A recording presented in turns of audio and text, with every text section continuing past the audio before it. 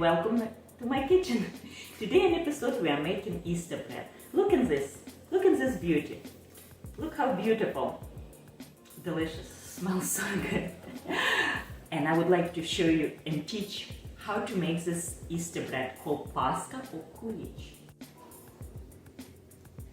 Before we start dig to this recipe, and I will show how in details easy and simple to make this, takes few steps and efforts, but well worth it. It's super sweet, super soft and moist, delicious. You will love it. But before we start, please subscribe me, share with your friends, family, share on media, and make for your loved ones, for your neighbors, for your friends. For Easter, it's a wonderful, wonderful gift. Let's do it.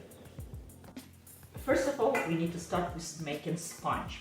And it's very simple and easy. All we need, all-purpose flour, yeast, and milk. Very important to keep milk slightly warm. And just whisk all together, mix. To speed up process, that's why we're adding warm milk. Not hot, but warm. Slightly warm. It looks like a sponge, isn't it? That's how it should be. And now what I like to do, cover with plastic wrap or damp towel, either way. Never cover any dough with dry towel because it will dry out as a surface, and when the surface dries, the yeast cannot do the job, can rise and make nice and puffy. So all we need to do, cover and let rest for 20 minutes. And I like to place in warm, slightly warm oven to speed up process. And for the dough, we need flour, always the all-purpose flour, sugar, canned, raw, organic, raisins. Use please any fruit, dry fruit you like. Dry tart cherries, I love this. Another my favorite, maybe some prunes or apricots, whichever you want, craisins, or mix of all of them. I stick with classics, the way my mom always did, and that's what I like to do. Butter, good quality butter. Irish, that would be my first choice, or any grass-fed, yellow, really good quality butter. Great Lakes, something like that, don't even bother. Egg yolks, look how bright egg yolks. And that gives more beautiful color, also richness. We need to reach. Never use for Easter bread anything low calories or low fat product, milk, whole milk, or sometimes I even use in half and half, which is great as well. The more fat content, the better. And that's special bread. We're eating this bread once a year, and after be fasting for 40 days, people are starving, and people want have the best, and that's how traditionally this bread was invented, I would say. People prepare carefully and during Holy Week make this bread between all service in church. Another ingredients, it's a classic as well, it's vanilla. Vanilla extract, that's what I'm using, or if I would have, unfortunately I don't have today, vanilla bean.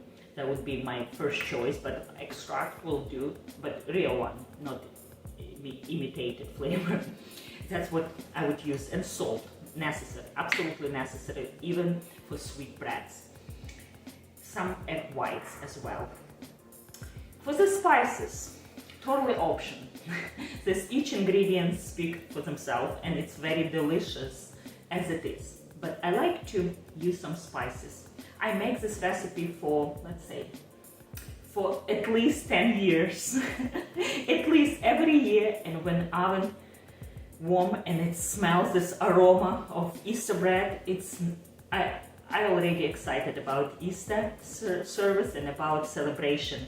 This flavor, when this flavor comes together in my kitchen, I know, that's Easter. So that's what I like. Totally option, but very nice. Orange zest, only zest, little bit of nutmeg, cardamom. For those who don't know what is cardamom, it's very popular spice in Indian store you can find, and I have two different varieties. Comes in a pot. Actually, can be different kinds. Bigger. This is the largest cardamom pots I have ever seen. And if you check my video chickpea muffin, I show about cardamoms, different kinds, and I add as well, and delicious muffins. If you ever try to bake high protein muffins, those muffins I will link below are wonderful. And other kinds, cardamom, it's already taken out of pots, and it comes like, as you see, it's almost like little grains, and this easy to grind. It's already basically made for you. And the last ingredients, but not least, it's a saffron. Saffron, yes, very expensive spice. The most expensive in the world spice, but for this special occasion, once a year, you must have. Gives beautiful color and flavor as well. It's gorgeous. I like to have only pinch. That's all you need, and little bit goes a long way. Let's do it. First of all, we need to soak saffron in hot water. Pinch of saffron and 2 tablespoons of hot water.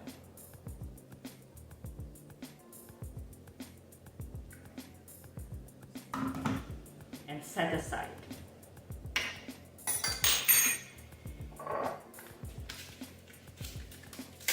Take a butter and we need to melt this milk.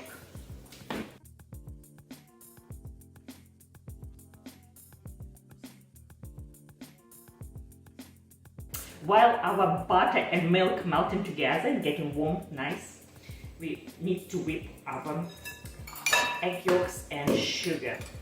I decided to switch to my big guy, as always, my favorite mixer, and make less mess in the kitchen.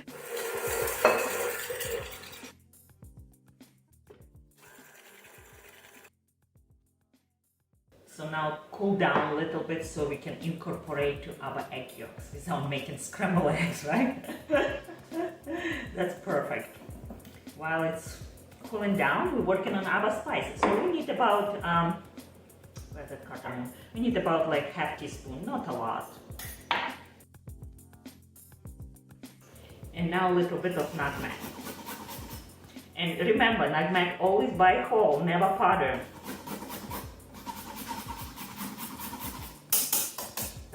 That's all we need, a little bit. And orange zest. 1 orange will be enough, but my orange is so small, so I'm using 2. Something magic happens when cardamom, saffron, and orange zest meet together. It's delicious. So this is for the spice. Spice mix are ready. Our saffron water is ready.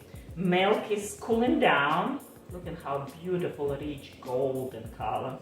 And the last, what we need to soak the raisins, dry fruit. Few options. You can use hot black tea. You can use rum. I love using rum. You can use plain water. That's what I'm going to use. Or sometimes you can squeeze juice of the same orange, and you can use juice. Whichever you prefer. Everything will work. But we need to soak at least half hour before using. So it's a perfect time. So everything ready now, time to incorporate and make a dough. Let's check on our sponge. Our sponge nice and fluffy and ready to be used. And now back to our egg yolks. Nice and pale, we'll whip them very well. And while it's whipping, we'll add butter. And it has to be important, at least medium speed, so we'll not end up have scrambled eggs.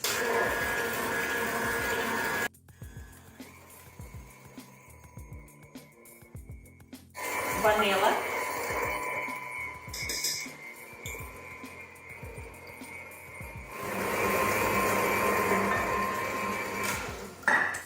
Butter and milk is done, vanilla is done. Now our spice mix. It already smells good. The last is our sponge.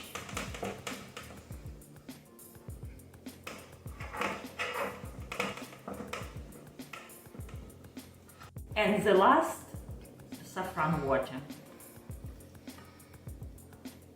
I like the little yellow spot in the Kulich. The dough become automatically so beautiful and yellow. Now we're adding flour a little bit at a time.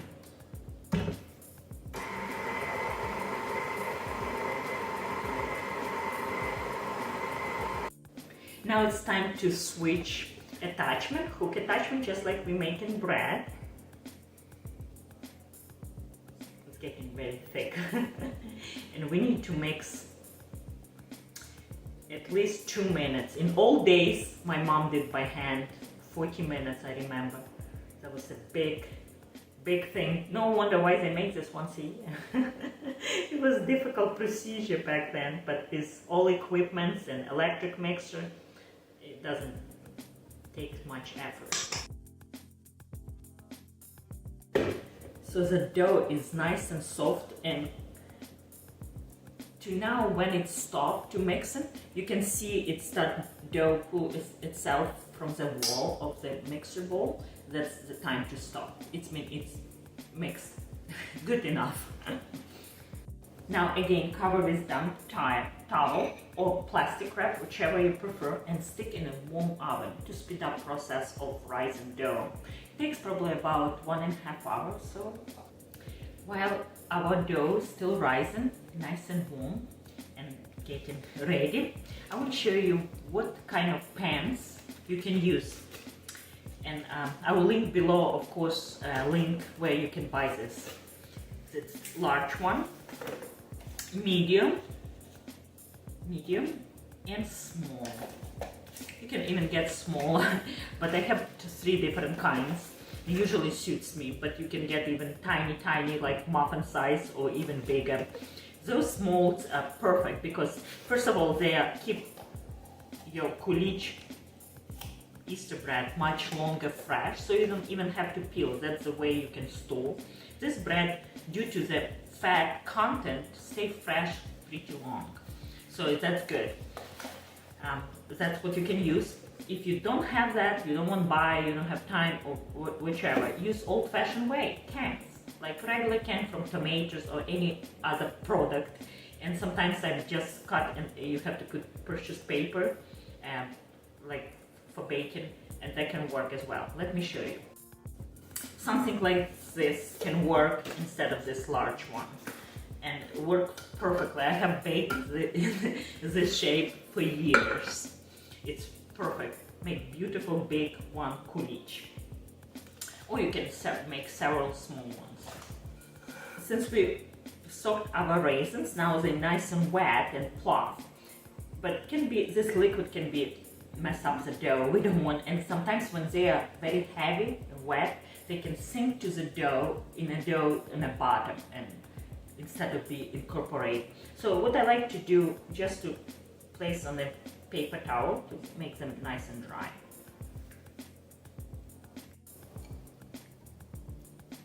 Last ingredient we haven't used, 2 ingredients, egg whites and salt. That's the last step. We need to whip until nice and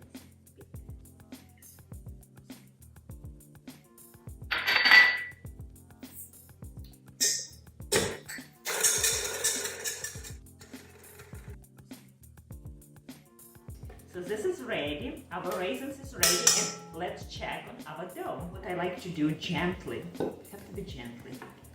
It's a special dough, special bread. Everything very careful. I like to butter my hands to make it nice and greasy. A little bit of room temperature butter. If you don't have, use olive oil or any oil really. Dough will not stick to your hands. And gently incorporate your egg whites to the dough. Raisins, they're perfect. They not wet, but they are nice and plump. Kind of like folding gently. Same time, we don't want to lose any air of this egg whites. And now try to divide between your pans. Try to not overload it. I would say a little bit less than half. I have made this mistake many times when dough almost escaped from pans.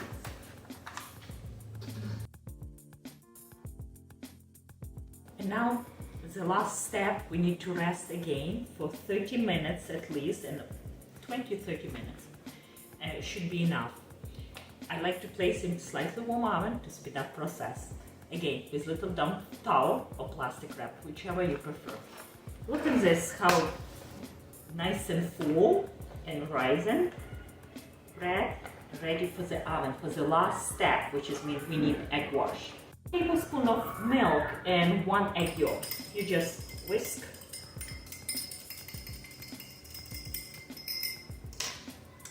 And do slightly, gently brush. Oh my goodness, it's already smells so good. It will be hard to wait till Easter to taste. This is special bread, and we eat, and I make once a year. And all my church family, everyone knows my bread, and everyone excited about it.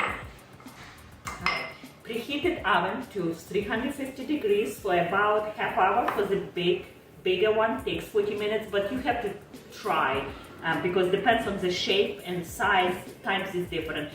As soon as it's reached 180 Fahrenheit degrees inside, you try this thermometer. It's minutes done. So let's see.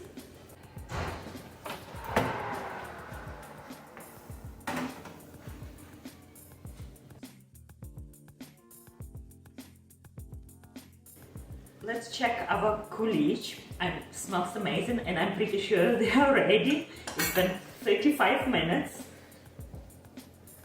Oh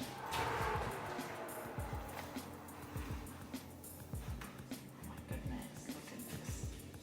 They smell so good. While they're cooling down, which is necessary to cool down in order to pour glaze, which is totally optional, or you can decorate whatever you want. I will show you the simple, the classics, the easy, the way my mom always did, and no fancy. 2 ingredients, it's sugar, powdered sugar, and lemon juice. That's all we need. Super simple. Let's do it. So we need about 3 tablespoons of lemon juice and 1.5 to 2 cups of sugar, powdered sugar. Depends on consistency, we'll see. About 3 tablespoons.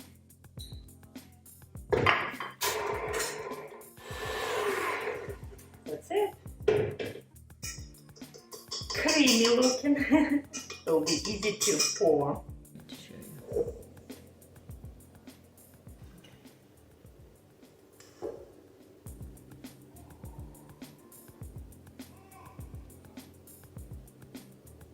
This is the easiest, and also get dry very fast. This frosting is one of fast and easy.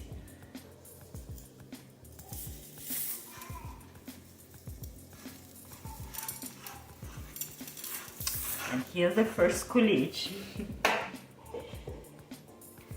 I hope you enjoy this video, and as always, this recipe will be in description below in details, all blog and similar recipe as well. So if you like the video and enjoy, please subscribe, give me a like, and share with your friends. Bye, see you next time.